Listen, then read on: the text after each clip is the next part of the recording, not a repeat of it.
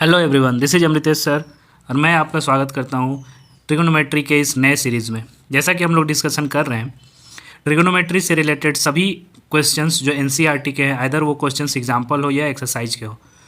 तो इस सीरीज़ में हमने सारा एग्जाम्पल कंप्लीट कर लिया है, एक्सरसाइज का क्वेश्चन नंबर 1 भी कंप्लीट कर लिया है। तो चलिए आज स्टार्ट करते हैं क्वेश्चन नंबर 2 और देखते हैं कि क्वेश्चन नंबर 2 को कैसे हम लोग सॉल्व करेंगे और समझने की कोशिश करते हैं ईच एंड एवरी स्टेप।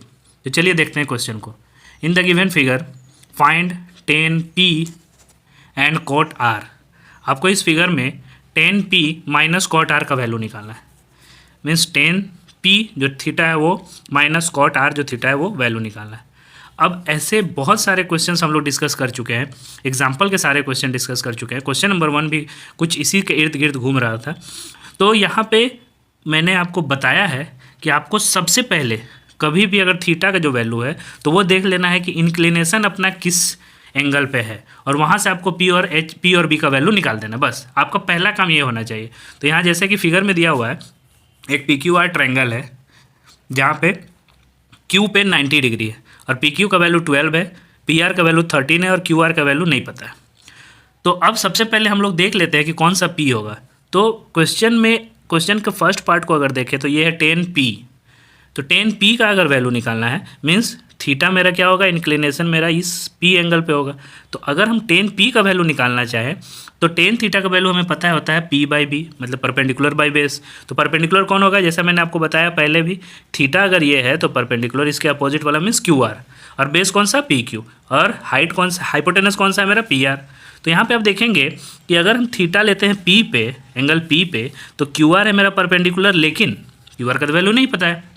तो इसके बारे में भी हम लोग डिस्कस करते आ रहे हैं कि एक राइट एंगल ट्रायंगल में अगर हाइपोटेनस या परपेंडिकुलर का वैल्यू दिया हो तो बेस निकाल सकते हैं हम लोग, परपेंडिकुलर और बेस का वैल्यू दिया हो तो हाइपोटेनस, मतलब कोई दो दिया हुआ है तो तीसरा निकाल सकते हैं। कैसे, पाइथागोरस थ्योरम से। तो सबसे पहले जो नहीं दिया हुआ है उसका वैल्यू आप निकाल लीजिए, कौन सा डेटा मिसिंग है, और उसके बाद उसका वैल्यू पुट कर दीजिए। तो सबसे पहले हम क्यू आर की ओर चलते हैं क्योंकि क्यू आर निकालना ही होगा, क्योंकि tan थीटा का वैल्यू होता है p by B means perpendicular आपको चाहिए। तो क्यू आर का वैल्यू निकालिए। तो अकॉर्डिंग टू पाइथागोरस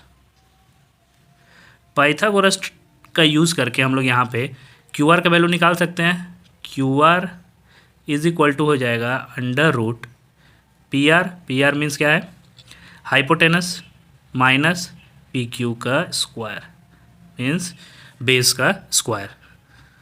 तो यहाँ पे देखते हैं हम लोग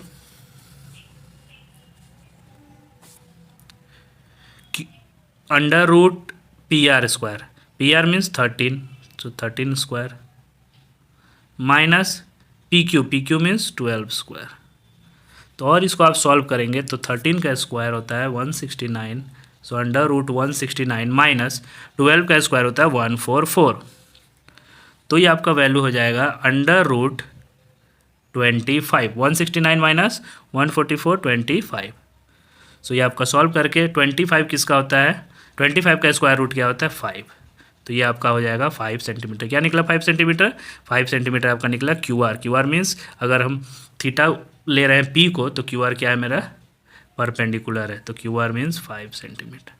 अब क्वेश्चन पे आप आ सकते हैं। क्वेश्चन क्या है, सारा डेटा हम निकाल चुके हैं। तो क्वेश्चन है tan p means tan theta, जबकि थीटा किस पे होगा, p पे। तो tan p का वैल्यू निकालते हैं। तो tan p is equal to क्या हो जाएगा, tan p इक्वल टू हो जाएगा क्यू आर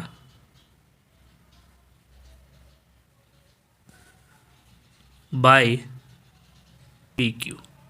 तो क्यू आर क्या है अपना, क्यू आर अभी हम लोग निकाले 5 बाई पी क्यू कितना है, वो गिवन था 12। तो ये आपका हो गया tan p।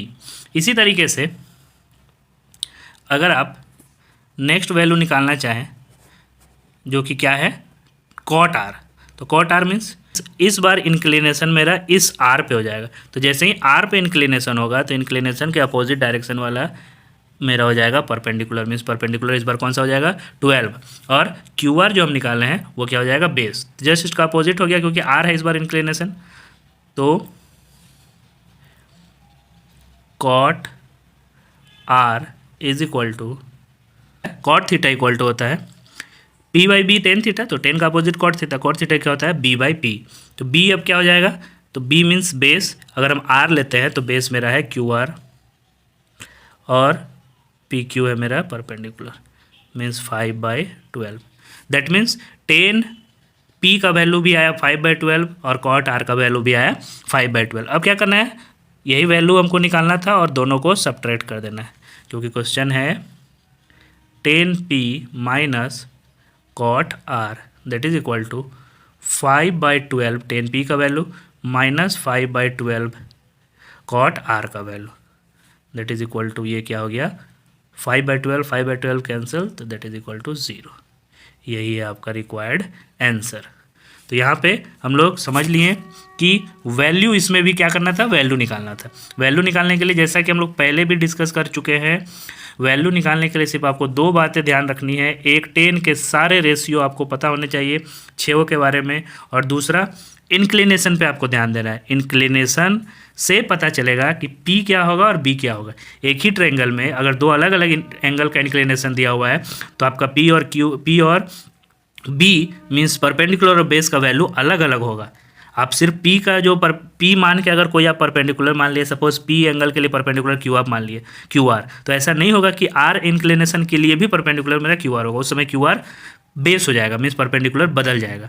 तो परपेंडिकुलर और बेस हमेशा किस पे डिपेंड करता है, इंक्लिनेशन पे, थीटा पे। तो इन दोनों बातों का ध्यान रख के इस टाइप के आप सारे क्वेश्चंस को सॉल्व कर सकते हैं बहुत आसानी से। वीडियो के लिए फिलहाल इतना ही। नेक्स्ट वीडियो में हम लोग डिस्कस